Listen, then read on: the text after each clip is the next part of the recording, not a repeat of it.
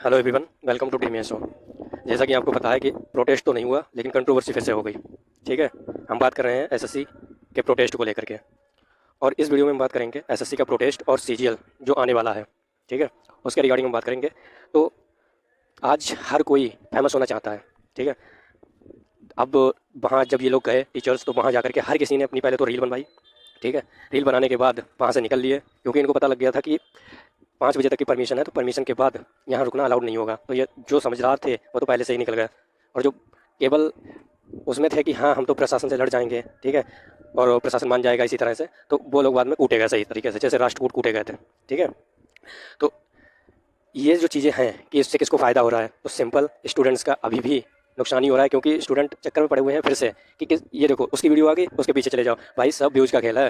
ठीक है, केवल और केवल व्यूज़ के चक्कर में सभी पड़े हुए हैं। वहाँ जाकर के रील बनवाते हैं, रील बनवाने के बाद वहाँ से निकल लेते हैं। इसके बाद कोई कहाँ जाए कोई मतलब नहीं है। कुछ टीचर्स थे, ठीक है, जिन्होंने काम भी सही किए, लेकिन अब ये डिसाइड तुम्हें करना है कि कौन सही है कौन गलत है, ये चीज़।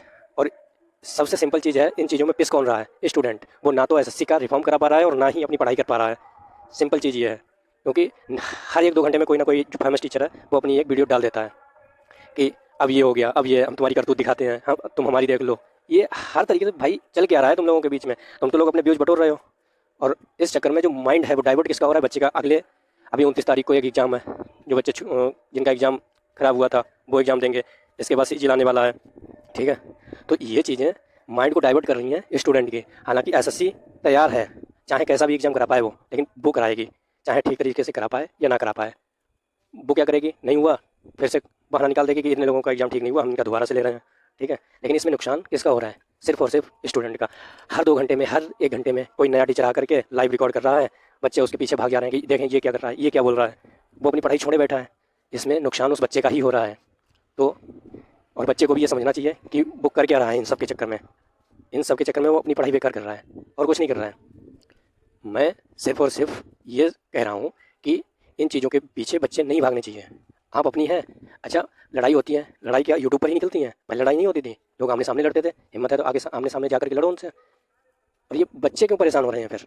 क्योंकि इन चीज़ों का कोई मतलब नहीं बनता है जो यूट्यूब पे आकर के बोल देते हो। क्योंकि और तुम्हें यूट्यूब भी मिलता है, क्योंकि यहाँ से तो व्यूज आते हैं, लाखों लोग देखते हैं, तो यहाँ तो बनता है।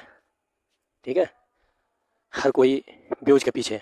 तो ये चीज़ें ख़राब हैं, और बच्चों को भी ध्यान देना चाहिए कि ऐसा नहीं होना चाहिए। और सीजीएल जो है वो अपने टाइम पर ऐसे सिखाएगी, चाहे वो करा पाए सही से या ना करा पाए, वो कराएगी। चाहे तुम्हारा एग्जाम कैसा भी जाए, अभी तुम इधर उधर कहीं इसकी वीडियो उसकी वीडियो पे कूद रहे हो, जब एग्जाम आएगा तब भागते घूमोगे। ठीक है, कि हमें तो टाइम ही नहीं दिया एसएससी ने। टाइम तुम्हें कितना देगी? 1 महीना बढ़ा दिया उसने चीज़ों को मैनेज करने में अपनी। लेकिन बात यही है कि तुम कितना पढ़ रहे हो अभी? तुम तो बिल्कुल भी नहीं पढ़ रहे हो। इन चीज़ों को छोड़ करके अपनी पढ़ाई पे ध्यान दो। ये लोग व्यूज के चक्कर में यूट्यूब पे आकर के कुछ भी बक देंगे। ठीक है, तुम्हें अपना भविष्य बनाना है, उस पर ध्यान दो। ठीक है, ओके बाय।